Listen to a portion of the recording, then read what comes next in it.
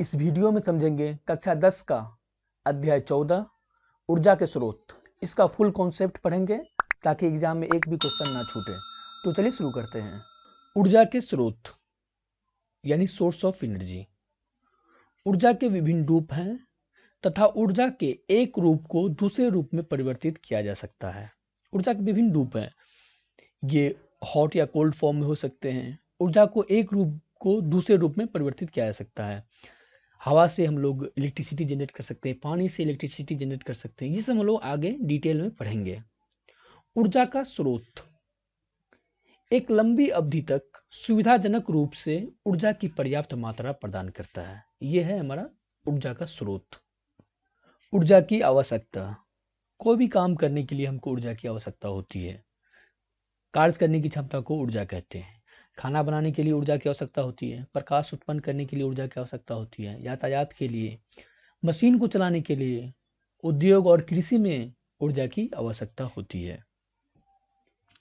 ऊर्जा के उत्तम स्रोत का लक्षण यानी गुड सोर्स ऑफ एनर्जी। अच्छा ऊर्जा क्या होता है? प्रति एकांक द्रव्यमान जो अधिक कार्य करे, जिसका उच्च कैलोरीफिक मान हो, सस्ता एवं सरलता से उपलब्ध हो, सस्ता हो और कहीं भी मिल जाए, सरलता से सुलभ हो, भंडारण तथा परिवहन में आसान हो, प्रयोग करने में आसान तथा सुरक्षित हो, पर्यावरण को प्रदूषित न करें। ईंधन यानी फ्यूल, वह पदार्थ जो जलने पर ऊष्मा तथा प्रकाश देता है, ईंधन कहलाता है। वो पदार्थ जो जलने पर ऊष्मा यानी हीट तथा प्रकाश देता है यानी लाइट देता है, क्या कहलाता है? ईंधन कहलाता है। अच्छे ईंधन के गुण क्या है? अच्छा ईंधन वो होता है जिसका उच्च कैलोरीफिक वैल्यू हो, माप हो, अधिक धुआं या हानिकारक गैस उत्पन्न न करे, जो अधिक धुआं और हानिकारक गैस उत्पन्न न करे, मध्यम ज्वलन ताप होना चाहिए, सस्ता, वो आसानी से उपलब्ध हो, आसानी से जले तथा भंडारण व परिवहन में आसान हो। ये होता है अच्छे ईंधन के गुण। ऊर्जा के स्रोत ये दो तरह के होते हैं, और नवीकरणीय स्रोत, नवीकरणीय स्रोत। और नवीकरणीय स्रोत होता है non renewable sources of energy, वे स्रोत जो किसी न किसी दिन समाप्त हो जाएंगे। जैसे कि उदाहरण जीवाश्म ईंधन। जीवाश्म ईंधन है कोयला, पेट्रोलियम और गैस, नेचुरल गैस। ऐसा बोला जाता है कि हजारों साल पहले धरती का विनाश हुआ था, जिसमें पृथ्वी पर जितने भी पेड़ पौधे, जीव जंतु थे, सब मिट्टी के अंदर समा गए थे।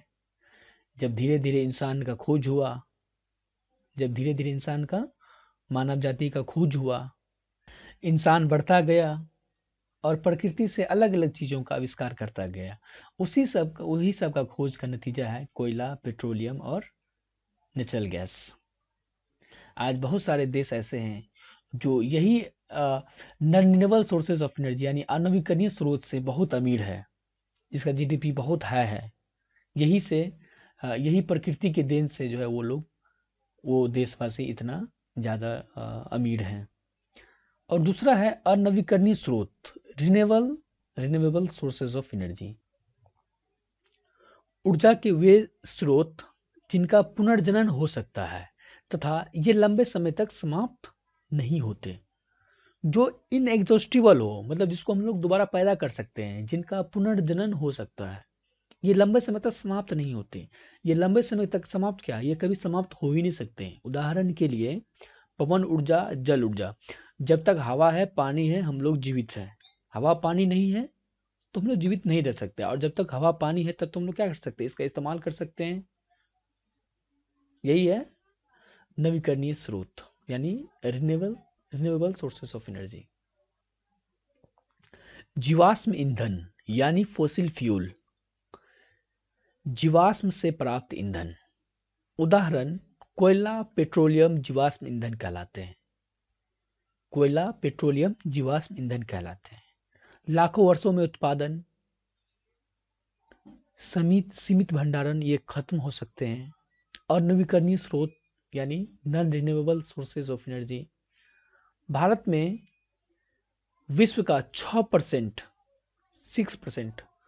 कोयला का भंडार है, जो कि वर्तमान दर से खर्च करने पर अधिकतम 250 वर्षों तक बने रहेंगे। भारत में विश्व का 6% कोयला भंडार है, जो कि वर्तमान दर से जिस तरह से अभी हम लोग खर्च कर रहे हैं, और इसी तरह आगे भी खर्च करते रहेंगे तो 250 वर्षों में ये क्या होंगे, खत्म हो जाएंगे। जीवाश्म ईंधन जलाने पर उत्पन्न प्रदूषण यानी हानियां। एक में है, जीवाश्म ईंधन के जलने से मुक्त कार्बन, नाइट्रोजन एवं सल्फर के ऑक्साइड वायु प्रदूषण तथा अम्ल वर्षा का कारण बनते हैं, जो कि जल एवं मृदा के संसाधनों को प्रभावित करती है। दूसरा पॉइंट है, उत्पन्न कार्बन डाइऑक्साइड ग्रीन हाउस प्रभाव को उत्पन्न करती है, जिससे कि धरती पर अत्यधिक गर्मी हो जाती है। जीवाश्म ईंधन से उत्पन्न प्रदूषण को कम करने के उपाय। जीवाश्म ईंधन यानी कोयला, पेट्रोलियम से उसको जलाने पर जो प्रदूषण उत्पन्न होता है उसको कम करने के उपाय। दहन प्रक्रम की दक्षता में वृद्धि कर, विविध तकनीकों का प्रयोग कर दहन के फलस्वरूप उत्पन्न गैसों के वातावरण में पलायन को कम करना। तापीय विद्युत संयंत्र यानी थर्मल पावर प्लांट, जीवाश्म ईंधन को जलाकर तापीय ऊर्जा घरों में ताप विद्युत उत्पन्न की जाती है। तापीय विद्युत संयंत्र कोयले तथा तेल के क्षेत्रों के निकट स्थापित किए जाते हैं, जिससे परिवहन पर होने वाले व्यय यानी खर्च को कम कर सके, यानी in order to reduce expenditure यानी खर्च को कम कर सके। कोयले तथा पेट्रोलियम की अपेक्षा विद्युत संचरण अधिक दक्ष होता है, यानी मोर इफिशियंट होता है। मतलब कोयले तथा पेट्रोलियम के मुकाबले क्या होता है, power transmission is more efficient. संचरण अधिक दक्ष होता है, यानी इफिशियंट, दक्ष। अब देखते हैं इसको डायग्राम से, ये किस तरह से कार्य करते हैं। थर्मल पावर प्लांट के डायग्राम से समझते हैं। यहाँ पे है बॉयलर, ये है बॉयलर, इसके अंदर पानी भरा हुआ होता है। उसको क्या करते हैं हम लोग, नीचे से हीट देते हैं। बॉयलर के हम क्या करते हैं, हीट देते हैं। हीट देने के बाद क्या होता है, ये पानी क्या होता है, गर्म होके भाप बनाता है, स्टीम बनाता है, और इसी से कनेक्ट होता है। यहाँ पे देखिए कनेक्ट है टरबाइन कनेक्ट है। टरबाइन क्या करता है, टरबाइन को क्या करता है, ये हाई प्रेशर से रोटेट करता है इसको। टरबाइन ब्लेड लगा रहता है, ब्लेड क्या करता है, इसको रोटेट करता है, घुमाना शुरू कर देता है। जब टरबाइन घूमने लगता है तो उसके साथ ही एक शाफ्ट कनेक्ट है। देखिए यहाँ पे ये शाफ्ट है, ये जो है शाफ्ट है। शाफ्ट से क्या किया, ये इलेक्ट्रिक जनरेटर को क्या किया, कनेक्ट कर दिया। जब टरबाइन रोटेट करेगा तो क्या होगा, जनरेटर भी घूमेगा। उसके साथ क्या, ये जनरेटर का काम क्या है, जनरेटर का काम ये है कि ये क्या करता है, मैकेनिकल एनर्जी को यानी एमई को क्या करता है, इलेक्ट्रिकल एनर्जी में कन्वर्ट करता है, यानी इलेक्ट्रिकल एनर्जी को ईई में, इलेक्ट्रिकल एनर्जी में कन्वर्ट कर देता है। यहीं से क्या होता है, हम लोगों को बिजली मिलती है, इलेक्ट्रिसिटी मिलती है। यहाँ से, यहाँ पावर हाउस में जाता है, पावर हाउस से फिर घरों में जाती है। यहाँ से यहाँ पे क्या होता है कि ये टरबाइन के बाद यहाँ नीचे देखिए, ये टरबाइन से जो स्टीम बच जाता है, नीचे आता है, वो क्या होता है, वार्म वाटर हो जाता है, गर्म पानी हो जाता है। गर्म पानी क्या करते हैं हम लोग, कूलिंग टावर में ले जाते हैं। ये है कूलिंग टावर, ये कूलिंग टावर में आता है और धीरे धीरे झरना की तरह वो पानी को, गर्म वाटर को नीचे की तरफ ये उतारते हैं। इससे क्या होता है, पानी फिर से कूल हो जाता है, फिर ठंडा होता है। फिर इसको क्या करते हैं, पंप के माध्यम से, ये देख रहे हैं, ये पंप के माध्यम से ये फिर से क्या करते हैं, बॉयलर में भेज देते हैं। यही इसका फुल प्रोसेस है थर्मल पावर प्लांट का। जल विद्युत संयंत्र यानी हाइड्रो पावर प्लांट। जल विद्युत संयंत्र गिरते हुए जल की स्थितिज ऊर्जा को विद्युत ऊर्जा में रूपांतरित करते हैं। ये स्थितिज ऊर्जा को क्या करते हैं, विद्युत ऊर्जा में रूपांतरित कर देते हैं, यानी पोटेंशियल एनर्जी को इलेक्ट्रिक एनर्जी में क्या करते हैं, इसको कन्वर्ट करते हैं। जल विद्युत संयंत्र बांधों से संबंध है, क्योंकि जल प्रपातों की संख्या बहुत कम है। भारत में ऊर्जा की मांग का 25% की पूर्ति जल विद्युत संयंत्रों से की जाती है। मतलब भारत में ऊर्जा की मांग कितना है, 25% की पूर्ति ये हाइड्रो पावर प्लांट से करते हैं। ये स्थितिज ऊर्जा को समझते हैं, ये क्या होता है। स्थितिज ऊर्जा होता है ये जो ऊंचाई पे जो कोई चीज स्टोर है उसको बोलते हैं स्थितिज ऊर्जा। और एक होता है गतिज ऊर्जा, लिख के बताते हैं, 1 मिनट। ये हो गया स्थितिज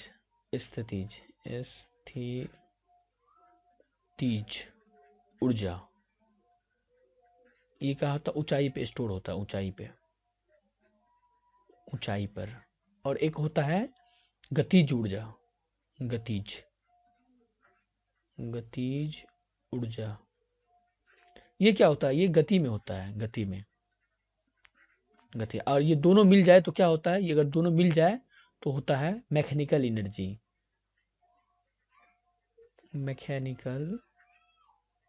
एनर्जी। इसको हिंदी में बोलते हैं यांत्रिकी ऊर्जा, इसको बोलते हैं हिंदी में। ये डायग्राम में देखते हैं, डायग्राम में क्या है, यहाँ पे रिजर्वर है, यहाँ पे क्या है, पानी, बहुत सारा पानी स्टोर है। ये डैम बना हुआ, ये क्या है, डैम है, बांध है। और इस पे क्या हुआ है कि बांध है और पानी यहाँ पे स्टोर है। ये ऊंचाई पे जो पानी स्टोर है वो है स्थितिज ऊर्जा, इसको बोलते हैं पोटेंशियल एनर्जी, और क्या हो रहा है कि ऊपर से जब नीचे झर रहा है, उसके साथ क्या हो रहा है कि ऊपर से जो नीचे झर रहा है तो उसमें क्या हो रहा है, ऊंचाई प्लस गति, ऊपर से जब ये नीचे झर रहा है तो क्या हो रहा है, ऊंचाई प्लस गति दोनों हो रहा है। तो ये हो जाएगा मेरा यांत्रिक ऊर्जा यानी मैकेनिकल एनर्जी। और अगर सीधा पानी बह रहा है, फ्लो हो रहा है यहाँ पे नदी में, तो ये होता है काइनेटिक एनर्जी। और ये ऊपर से नीचे आ रहा है पानी, तो क्या हो गया, ये ऊपर से नीचे आ रहा है तो ऊपर, एक तो ऊपर है, ऊपर से नीचे आ रहा है, यानी दोनों हो जाएगा, मतलब काइनेटिक होगा और पोटेंशियल भी होगा, दोनों मिल क्या हो जाएगा, ये मैकेनिकल एनर्जी हो जाएगा। अब डायग्राम से समझते हैं कि ये हाइड्रो पावर प्लांट क्या होता है। ये है हाइड्रो पावर प्लांट। नदी के ऊपर एक डैम बनाया हुआ है, बांध, क्या है, डैम बनाया हुआ है। यहाँ पे रिजर्वर है यानी जलाशय, यहाँ पे बहुत सारा पानी क्या किए, स्टोर करके रखे हुए हैं।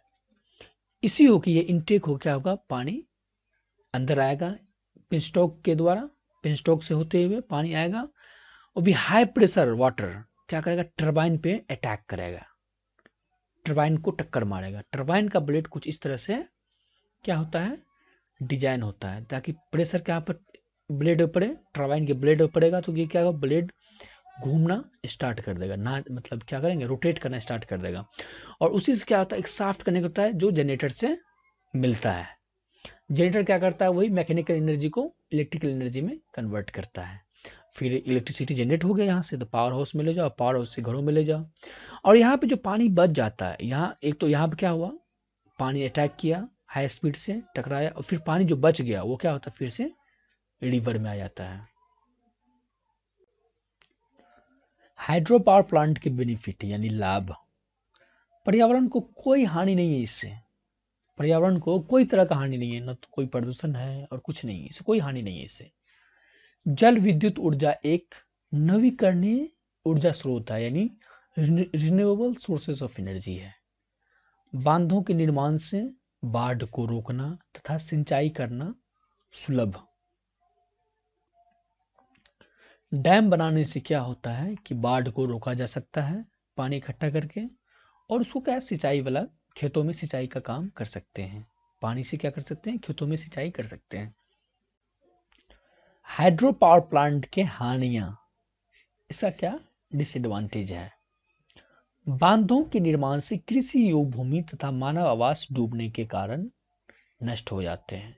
बांधों के निर्माण से कृषि योग्य जो खेती करने वाला भूमि होता है, जमीन होता है, वो क्या होते हैं, वो नष्ट हो जाते हैं। पारिस्थितिक तंत्र नष्ट हो जाते हैं। पेड़ पौधे वनस्पति का जल में डूबने से अवायवीय परिस्थितियों में सड़ने से मीथेन गैस का उत्पन्न होना, जो क्या है, ग्रीन हाउस गैस है।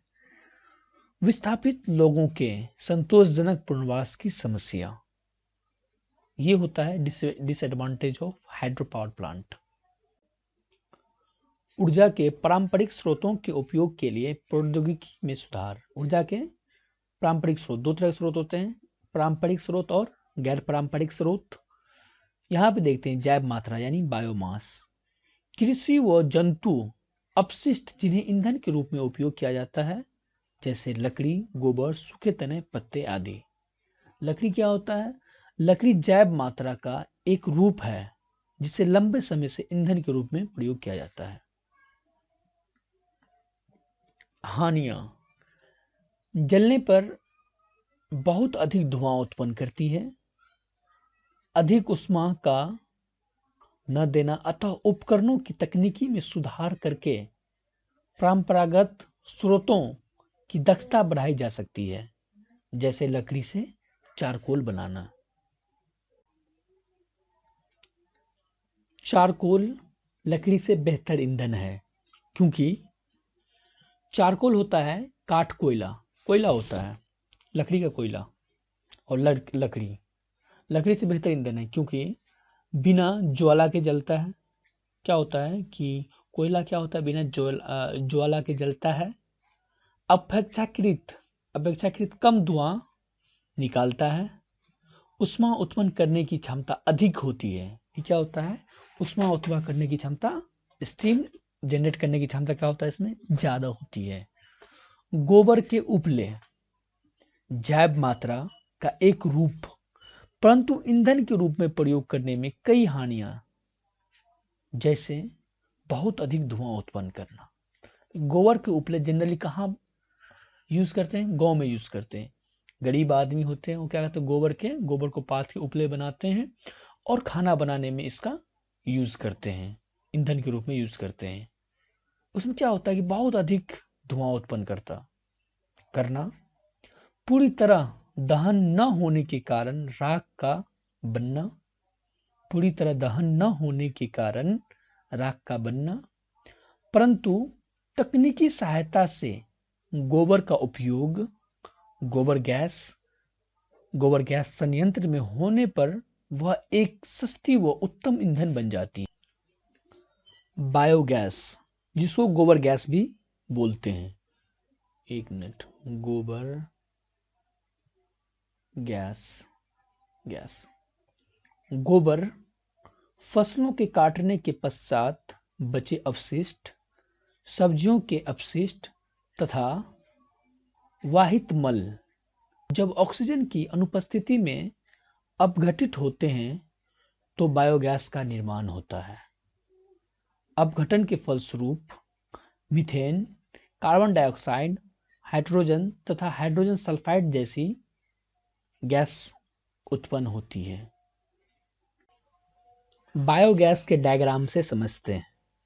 ये है ग्राउंड लेवल, ये है जमीनी स्तर, ग्राउंड लेवल, ये इसका ऊपर वाला भाग हुआ और इसका ग्राउंड के नीचे वाला, जमीन के नीचे वाला भाग हुआ। ये है मिक्सिंग टैंक, इसी को हम लोग क्या करते हैं, जितना भी गोबर हुआ, फल का सड़ा गला, जो भी चीज़ मटेरियल डालते हैं इसी को डालते हैं, ये इसमें आता है, टैंक में जमा होता है। ये क्या होता है, टैंक में जमा होता है, टैंक में जमा होता है। ऊपर से क्या होता है, जब ये सड़ता गलता है तो क्या होता है, गैस उत्पन्न होता है, और इसे क्या होता है, पाइप की मदद से हम लोग क्या करते हैं, इसको बाहर निकाल लेते हैं, गैस का यूज़ करते हैं। और ये इसलिए इसको दिया जाता है कि यहाँ पे ओवरफ्लो, यहाँ अगर यहाँ पे आ जाएगा तो हम लोग समझ जाएंगे ओवरफ्लो हो गया, तो हम लोग ये देना, मटेरियल देना क्या करेंगे, बंद कर देंगे। ये स्लैब कवर है ताकि जो है इसका गंध जो है, महक बाहर ना आए, इसलिए स्लैब कवर चढ़ाते हैं। और ये अंदर में पूरा फुल जो है ये होते हैं, ढके हुए होते हैं ताकि गैस बाहर न निकले, सिर्फ एक माध्यम से निकले, जो कि पाइप का एक पाइप क्या है, एक माध्यम है, इस माध्यम से निकले। यही है बायोगैस का डायग्राम। बायोगैस के लाभ, बायोगैस का बेनिफिट। जैव गैस एक उत्तम ईंधन है क्योंकि इसमें 75% तक मीथेन गैस होती है। ये जैव गैस क्या है, एक उत्तम ईंधन है, यानी बढ़िया फ्यूल है, क्योंकि इसमें 75% तक मीथेन गैस होती है। धुआं उत्पन्न किए बिना जलती है, इसमें धुआं नहीं होता है, धुआं उत्पन्न नहीं होता है इसमें। जलने के पश्चात कोयला तथा लकड़ी की भांति राख जैसा अवशिष्ट शेष नहीं बचता है।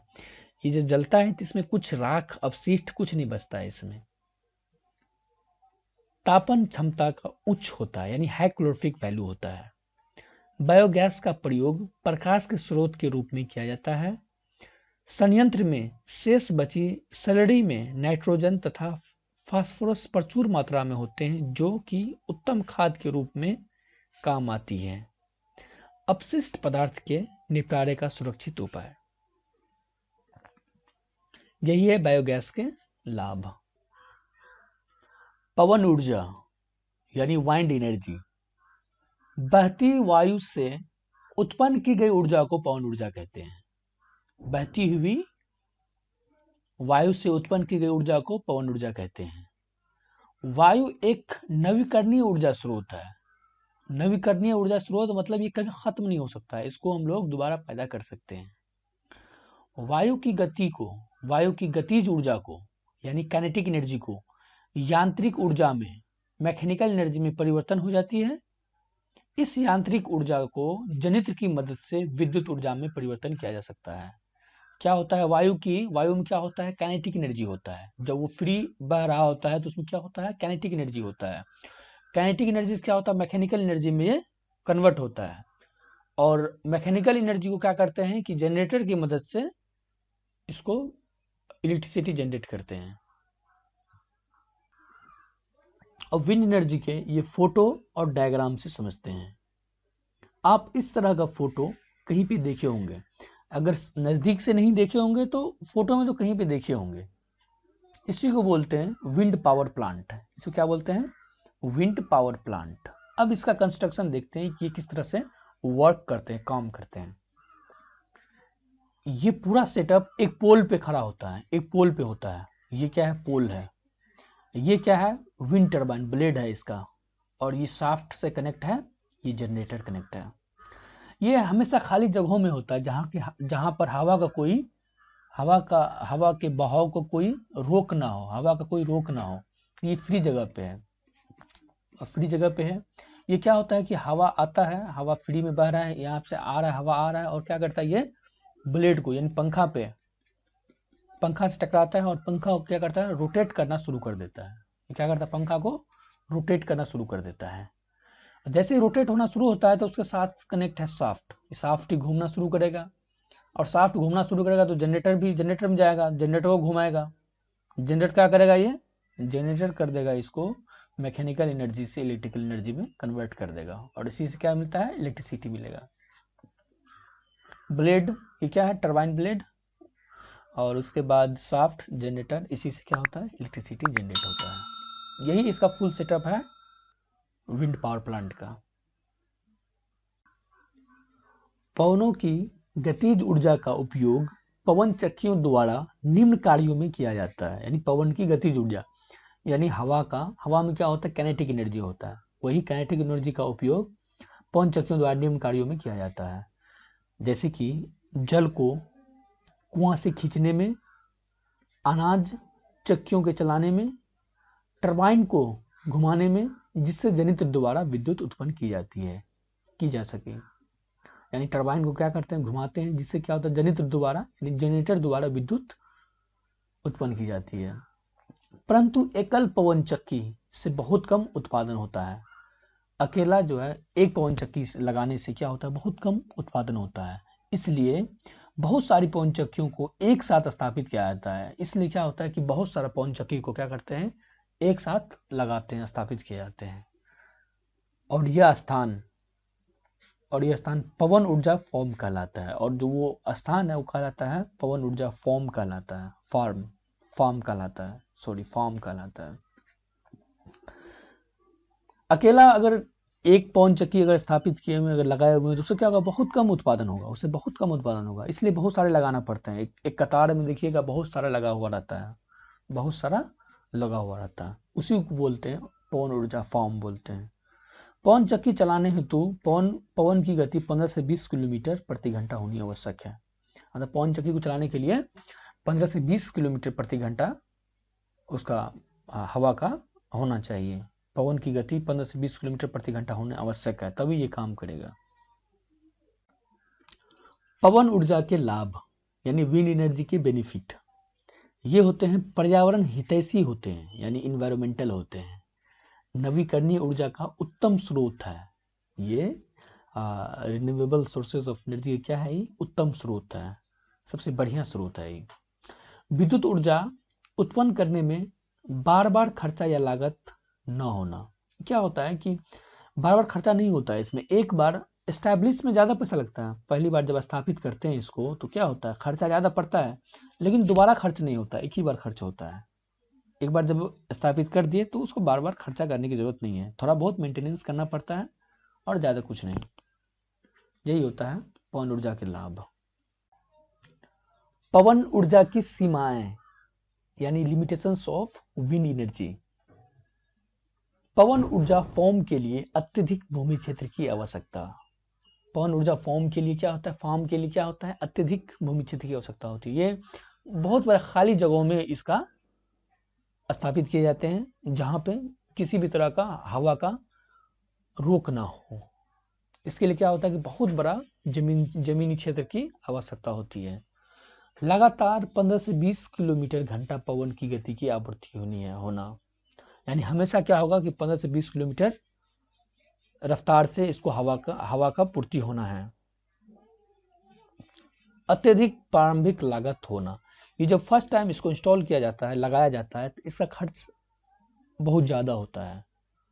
इसका पहली बार खर्च ज़्यादा होता है, उसके बाद धीरे धीरे उसके बाद खर्च नहीं होता है, इसको इंस्टॉलमेंट में ही खर्च होता है।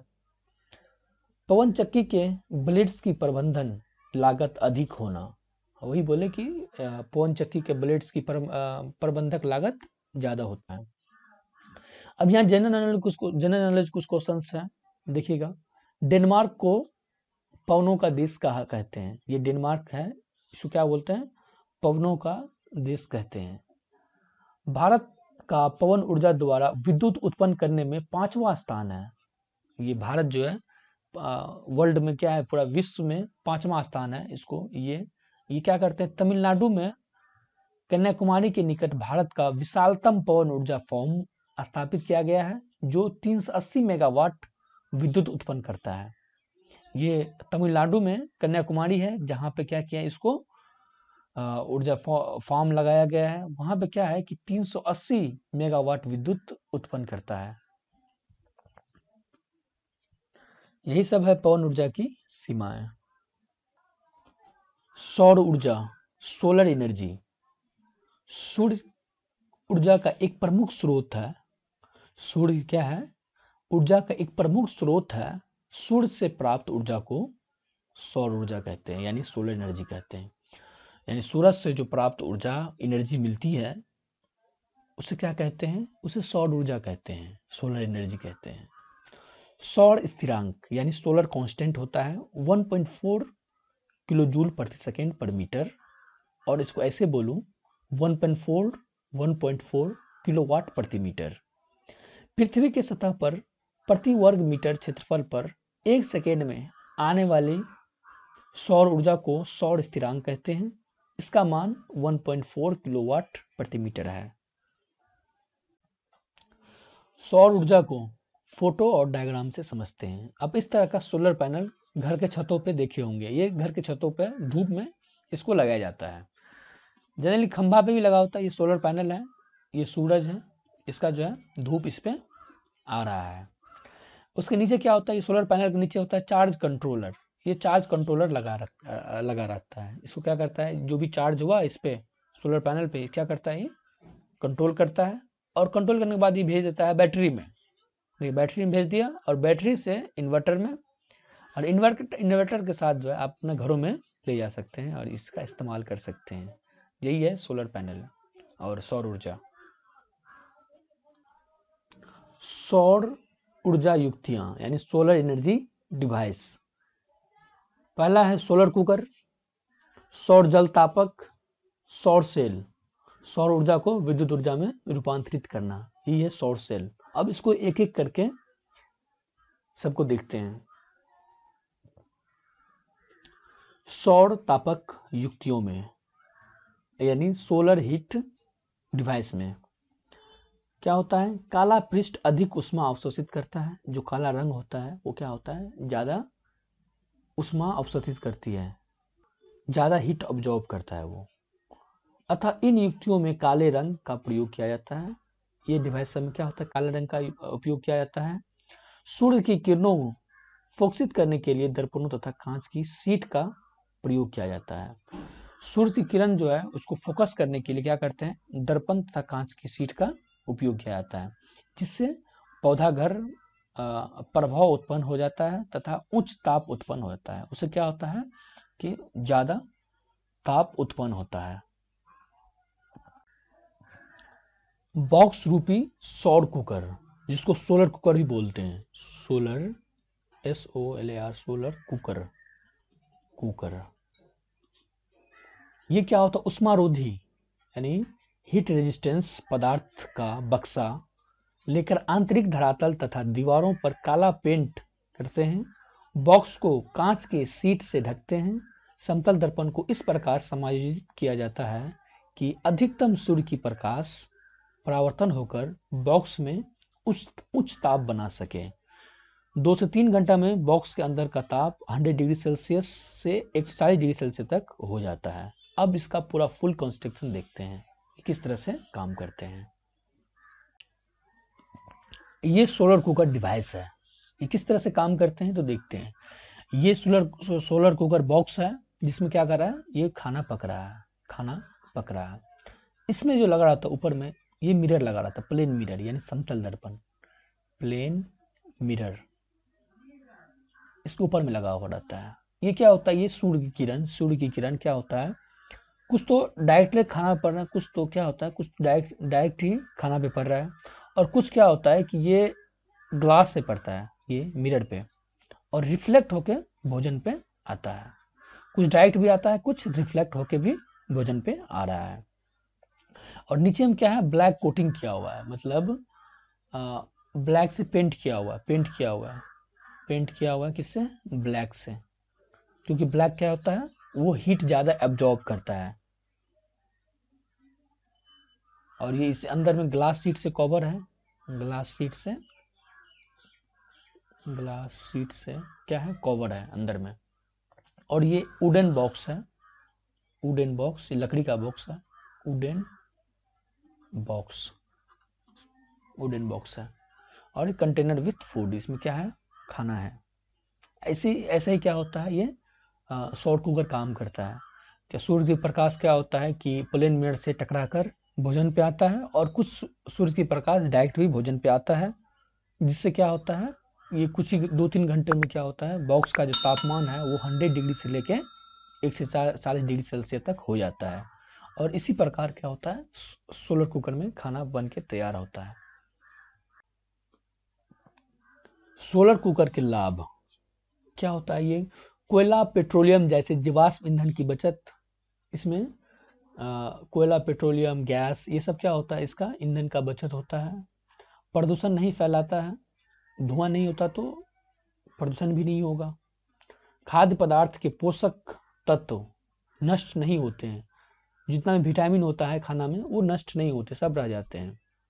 एक से अधिक खाना एक साथ बनाया जा सकता है। क्या होता है, एक से अधिक खाना आप बना सकते हैं, यानी दाल चावल सब्जी एक साथ बना सकते हैं, लेकिन थोड़ा टाइम ज़्यादा लगेगा, लेकिन अच्छा बनेगा, स्वादिष्ट बनेगा। इसका कुछ हानियाँ भी है। हानियाँ ये है कि रात के समय सौर कुकर का उपयोग नहीं किया जा सकता है। रात में सूरज नहीं है तो खाना कैसे बनेगा, इसलिए रात के समय में इसका यूज नहीं कर सकते हैं। बारिश के मौसम में इसका उपयोग नहीं किया जा सकता है। अब जैसे बारिश है, क्लाउड मौसम है, तो आप जब सूरज नहीं उगेगा तो कैसे खाना बनाइएगा, इसमें नहीं हो सकता है, बारिश के समय भी इसका उपयोग नहीं हो सकता है। थर्ड है, सूर्य के प्रकाश का निरंतर समायोजन करना आवश्यक है, ताकि यह उसके दर्पण पर सीधा पड़े। सूर्य का प्रकाश से निरंतर समायोजन करना, यानी सूर्य तो एक जगह फोकस नहीं कर सकते, वो क्या होता है सूर्यास्त की तरफ बढ़ते हैं, तो उससे क्या होगा आपको वो सोलर कुकर बॉक्स जो है कि समय समय पर प्रकाश की तरफ आपको रखना होगा। तलने व बेकिंग हेतु उपयोग नहीं कर सकते, आप इसमें तल भूज नहीं सकते हैं। सौर सेल, इसको सोलर सेल ही बोलते हैं, सोलर सेल। सौर सेल सौर ऊर्जा को सीधे विद्युत में रूपांतरित कर देते हैं। ये सौर सेल सोलर सेल क्या करते हैं, ये सोलर ऊर्जा को, सोलर एनर्जी को सीधा विद्युत इलेक्ट्रिसिटी में कन्वर्ट कर देते हैं। एक पररूपी सौर सेल 0.5 से 1 वोल्ट देता है, जो लगभग कितना होता है 1.7 वाट विद्युत शक्ति इलेक्ट्रिक पावर उत्पन्न कर सकता है। जब बहुत अधिक संख्या में सौर सेलों को संयोजित करते हैं तो यह व्यवस्था सौर पैनल कहलाती है। सौर सेल के लाभ और हानियां, पहले लाभ देखते हैं इसका। इसमें क्या होता है, कोई गतिमान पुर्जा नहीं होता है, मतलब कोई मूविंग पार्ट्स नहीं होता है, कोई गतिमान पुर्जा नहीं होता है, यानी मूविंग पार्ट्स नहीं होता है। प्रचलन और रखरखाव की लागत अत्यंत कम। उसके बाद है बिना किसी फोकस युक्ति के काफी संतोषजनक कार्य, सुदूर स्थानों में भी स्थापित कर पाना, पर्यावरण हितैषी इन्वायरमेंटल। और हानियां है इसका, उत्पादन की प्रक्रिया महंगी, विशिष्ट श्रेणी के सिलिकॉन की उपलब्धता सीमित, सौर सेलों को परस्पर संयोजित करने पर प्रयुक्त सिल्वर अत्यंत महंगा। ये इनके लाभ और हानियां हैं। सौर सेल के उपयोग, सोलर सेल का उपयोग, मानव निर्मित उपग्रहों में सौर सेल का उपयोग, रेडियो तथा बेतार संचार यंत्रों, सुदूर क्षेत्रों के टीवी रिले केंद्रों में सौर सेल पैनल का उपयोग होता है। ट्रैफिक सिग्नलों, परिकलन तंत्र यानी सर्कुलेटर तथा बहुत से खिलौनों में सौर सेल का उपयोग होता है। समुद्र से ऊर्जा, एनर्जी फ्रॉम द सी, ये 3 तरह के होते हैं, ज्वारीय ऊर्जा, तरंग ऊर्जा, महासागरीय तापीय ऊर्जा। ये क्या है, समुद्र से ऊर्जा, एनर्जी फ्रॉम द सी। ज्वारीय ऊर्जा यानी टाइडल एनर्जी, टाइडल एनर्जी, इससे क्या करते हैं, इलेक्ट्रिसिटी जनरेट करते हैं, समुद्र से इलेक्ट्रिसिटी जनरेट करते हैं। यहाँ पे है ज्वार भाटे में जल के स्तर के चढ़ने और गिरने से ज्वारीय ऊर्जा प्राप्त होता है। ज्वार भाटे में जल के स्तर चढ़ने और गिरने से ज्वारीय ऊर्जा का प्राप्त होता है। ज्वारीय ऊर्जा का दोहन सागर के किसी संकीर्ण क्षेत्र पर बांध का निर्माण करके किया जाता है। तरंग ऊर्जा यानी वेव एनर्जी, जिसको क्या बोलते हैं, वेव एनर्जी, ये लहरों से इलेक्ट्रिसिटी जनरेट करते हैं। इसमें समुद्र के तट के निकट यानी समुद्र के पास विशाल तरंगों की गतिज ऊर्जा का प्रयोग कर विद्युत उत्पन्न की जाती है। समुद्र तट पे क्या करते हैं, जो लहरें होती है उसमें क्या होती है, गतिज ऊर्जा होती है, काइनेटिक एनर्जी होता है, उसका प्रयोग करके क्या करते हैं, इलेक्ट्रिसिटी जनरेट करते हैं। तरंग ऊर्जा से टरबाइन को घुमाकर विद्युत उत्पन्न करने के लिए उपयोग होता है। तरंग ऊर्जा से क्या करते हैं, वेव एनर्जी से टरबाइन को घुमाते हैं और उससे क्या होता है, इलेक्ट्रिसिटी जनरेट करते हैं। यही है तरंग ऊर्जा। महासागरीय तापीय ऊर्जा यानी ओशियन थर्मल एनर्जी, इसमें क्या होता है, समुद्र की गहराई का उपयोग करके इलेक्ट्रिसिटी जनरेट करते हैं। देखते हैं यहाँ पे ताप में अंतर का उपयोग यानी पृष्ठ जल तथा गहराई जल में ताप का अंतर, सागरीय तापीय ऊर्जा रूपांतरण विद्युत संयंत्र यानी OTEC, ocean thermal energy conversion में ऊर्जा प्राप्त करने के लिए किया जाता है। इसमें क्या होता है, पृष्ठ जल तथा गहराई जल में दोनों क्या होता है कि अंतर होता है, यानी ऊपर का सतह का पानी और गहराई का पानी में क्या होता है, दोनों का पानी में टेम्परेचर डिफरेंस होता है। वही टेम्परेचर डिफरेंस से क्या होता है, इलेक्ट्रिसिटी जनरेट किया जाता है। कैसे किया जाता है कि पृष्ठ के तप्त जल का उपयोग अमोनिया को उबालने में किया जाता है। द्रव की वाष्प जनित्र के टरबाइन को घुमाकर विद्युत उत्पन्न करती है।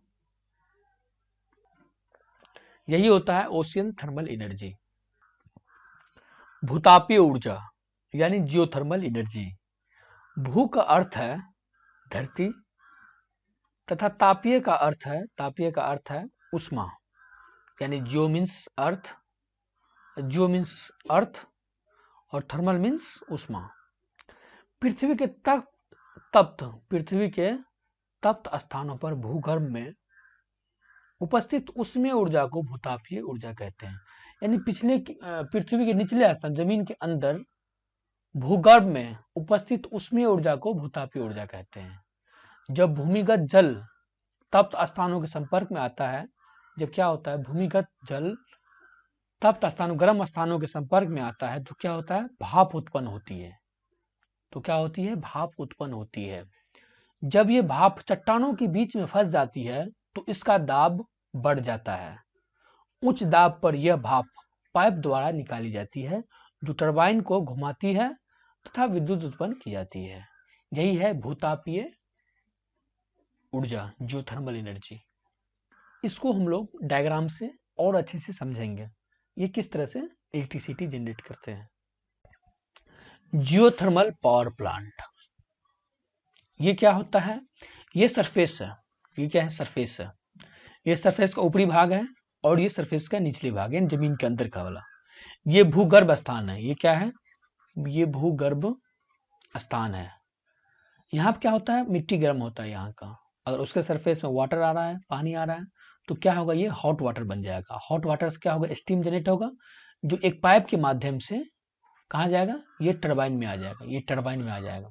टरबाइन क्या करेगा, टरबाइन रोटेट होगा, उसके साथ क्या एक शाफ्ट कनेक्ट है तो जनरेटर को रोटेट करवाएगा। जनरेटर का काम क्या है, ये जनरेटर का काम है कि मैकेनिकल एनर्जी को इलेक्ट्रिकल एनर्जी में कन्वर्ट करना।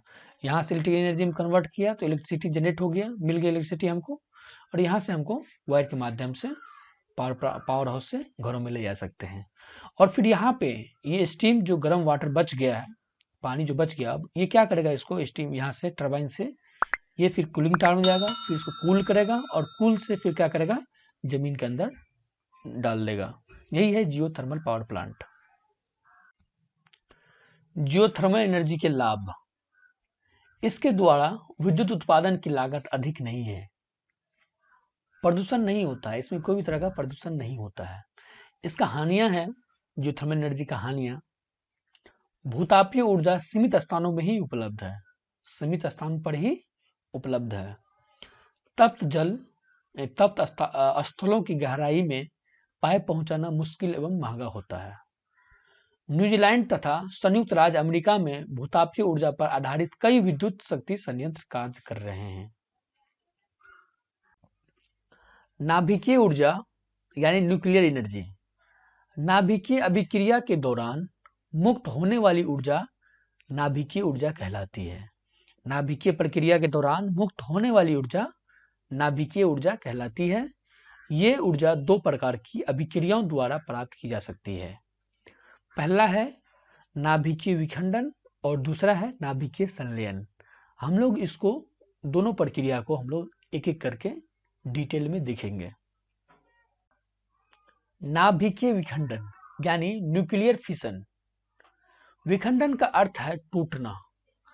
नाभिकीय विखंडन वह प्रक्रिया है जिसमें भारी परमाणु जैसे यूरेनियम, प्लूटोनियम अथवा थोरियम, भारी परमाणु के नाभिक को निम्न ऊर्जा न्यूट्रॉन से बमबारी कराकर हल्के नाभिकों में तोड़ा जाता है।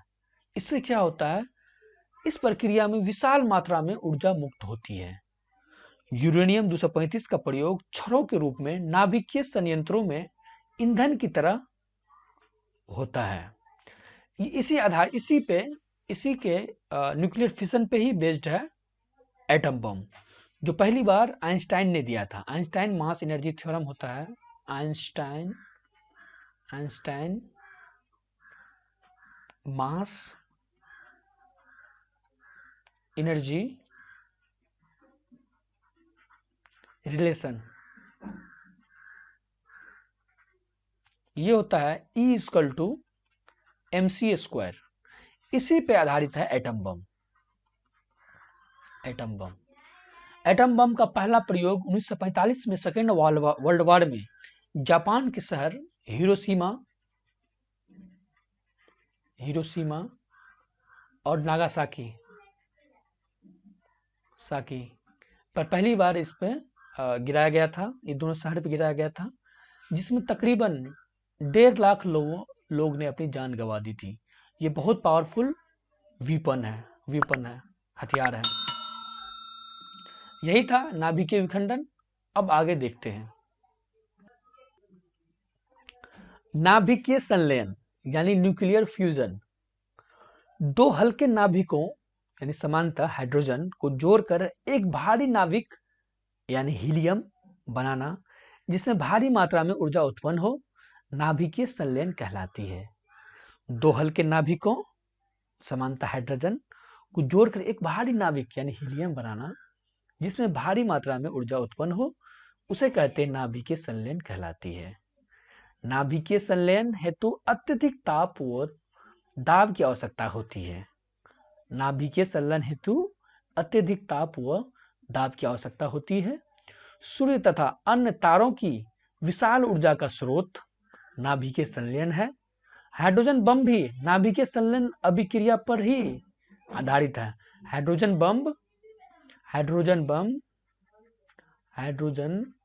बम है, ये भी किस पे आधारित है? नाभिकीय संलयन पर ही, यानी न्यूक्लियर फ्यूजन पर ही आधारित है। ये होता है नाभिकीय संलयन। लाभ, इसके लाभ है नाभिकीय ईंधन की अल्प मात्रा के विखंडन से ऊर्जा की अत्यधिक मात्रा मुक्त होती है। नाभिकीय ईंधन की अल्प मात्रा से के विखंडन से ऊर्जा की अत्यधिक मात्रा मुक्त होती है। CO कार्बन डाइऑक्साइड जैसी ग्रीन हाउस गैसों में उत्पन्न नहीं होती है। इसके हानियां हैं, नाभिकीय विद्युत शक्ति संयंत्रों के प्रतिष्ठापन की अत्यधिक लागत है, लागत अधिक होती है, खर्च ज्यादा होता है। नाभिकीय विकिरण के रिसाव का डर बना रहता है। नाभिकीय अपशिष्टों के समुचित भंडारण तथा निपटारा न होने की अवस्था में पर्यावरण संदूषण का खतरा। यूरेनियम की सीमित उपलब्धता, यह है इनकी हानियां। पर्यावरण विषयक सरोकार, किसी भी प्रकार की ऊर्जा का अधिक प्रयोग करने से वातावरण पर बुरा प्रभाव पड़ता है। अतः हमें ऐसे ऊर्जा स्रोत का ध्यान रखना चाहिए जिससे ऊर्जा प्राप्त करने में सरलता हो, सस्ता हो, प्रदूषण मुक्त हो तथा ऊर्जा स्रोत से ऊर्जा प्राप्त करने की उपलब्ध प्रौद्योगिकी की दक्षता हो। दूसरे शब्दों में, ऊर्जा का कोई भी स्रोत पूर्णतः प्रदूषण मुक्त नहीं है। हम यह कह सकते हैं कि कोई स्रोत दूसरे स्रोत की अपेक्षा अधिक स्वच्छ है। यही था हमारा पर्यावरण विषयक सरोकार। इसी के साथ हम इस टॉपिक को खत्म कर रहे हैं। मुझे आशा है कि आप लोगों को समझ में आया होगा।